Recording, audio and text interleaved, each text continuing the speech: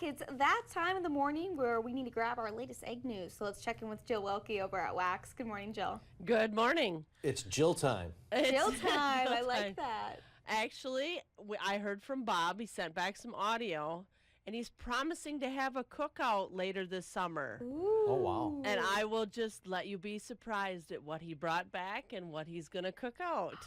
A surprise. Okay, we'll make some guesses. Steaks? No. Oh. Okay. I believe it's something called Rocky Mountain oysters. Ooh, that sounds amazing. Well, I'll just, maybe you should look that up just Okay. to make sure that that's something you really want to partake in. Okay. Okay. Well, why while do- you're talking, I'll look. So not real oysters? Okay, I'm going to look. You Okay. get to our news. All right, let's jump right in. Those solar storms last month knocked out some GPS networks. Increasingly, farmers use this technology for navigation, automated row shutoffs, and variable rate input applications.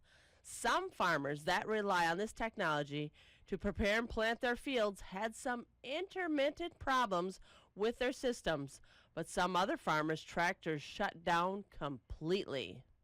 And May is prime planting month in the Midwest, and delays in planting those seeds in the ground can have a negative impact on a farm's income and that crop's yield, depending, of course, on how long the GPS system was down.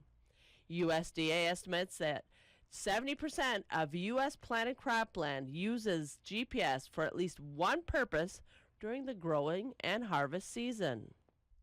And according to data analyzed by the Renewable Fuels Association for the week ending on May 31st, ethanol production was up slightly, just 0.4% to 1.07 million barrels per day, which is equal to just over 45 million gallons, the highest level since the end of March. 3.5% more ethanol was produced last week compared to the same week last year, which was also 5.6% above the 5-year average. Ethanol exports were estimated at 123,000 barrels per day, equal to 5.2 million gallons, a decrease of 42% compared to a week before. No ethanol was imported into our country this last week. And retail fertilizer prices were lower last week, according to sellers surveyed by Data Transmission Network, or DTN. Two fertilizers that are used with spring planting dropped 5% or more in price this last week. Prices for 5 other fertilizers dropped slightly last week, with one fertilizer price going up slightly.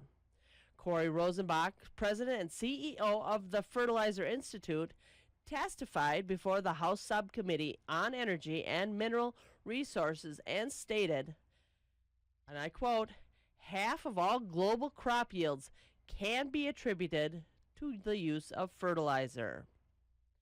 And the second week in June, Dairy Month is filled with dairy breakfasts. On Friday, June 7th, Spencer Chamber of Commerce is hosting a breakfast at the park. Saturday breakfast will take place at the New Auburn High School, Kohler Farms in Pepin County, and Dutch Dairy by Thorpe. Sunday breakfasts include Taylor County's Town and Country breakfast at the fairgrounds, and Neilsville's dairy breakfast at Byrne Family Farm by Neilsville. This weekend gives us many choices to support our local organizations and visit with your neighbors, plus the added benefit of someone else cooking for you. And that's what I have for the ag news. Let's slide on over to the market boards. Corn for December sitting at $4.61, up 2.5 cents. Wheat for December, $6.90, down 4.5 cents. Soybeans, $11.55, up just a nickel. And our cheese markets, $1.94.5 for our barrel cheese, down 1.50. Block cheese, $1.86, down 3 cents. And our grade AA butters at $3.09.5, down 6 3/4 cents. And our Class 3 milk futures looking a little dismal today. June 1950, down 35 cents. July down 72 cents to 2015. And August, that's where we had our $21 milk yesterday, down to 2036, down another 73 cents. And that market's trending downward through the end of the year. And that's what I have for news and markets. So you guys going to go to Bob's Cookout? Well, Well, yeah, Rocky Mountain oysters or mountain oysters or meatballs, also known as a prairie oyster in Canada, is a dish made of bull testicles. Yes. yeah, I'm going to retract my earlier statement and say that does not sound amazing. So they're deep fried after being skinned, the organs, coated in flour, pepper, salt, and sometimes pounded flat. Yes. Wow. So you're going to go to Bob's Cookout? I don't know. I mean, To be as long as I determined. know which ones are the Rocky Mountain oysters, and then maybe take a hard pass. All right, thanks so much, Jill. You guys have a great day. You too.